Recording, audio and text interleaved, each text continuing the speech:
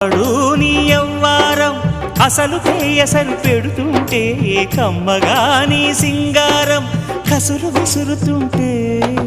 పిల్లడు నా పలహారం కొసరి కొసరి తినిపిస్తుంటే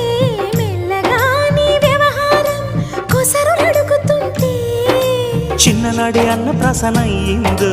కన్యదాని వన్నె ప్రసన అవ్వాలోయ్ అమ్మ చేతి గోరు ముద్ద తిన్నాను అందగాడి గోటి ముద్ర కావాలో